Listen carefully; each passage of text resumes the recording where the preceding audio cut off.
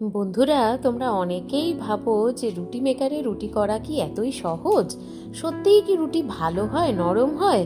তো চলো, আজ আমি তোমাদেরকে কিভাবে রুটি মেকারে রুটি করি সেটা দেখিয়ে দিই।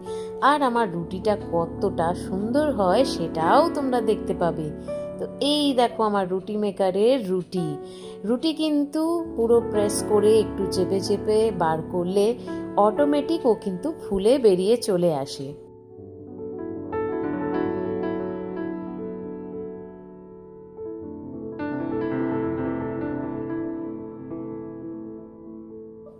দেখেছো, একটার পর একটা রুটি আমার কি সুন্দর একদম বেলুনের মতো ফুলে বেরিয়ে চলে আসছে।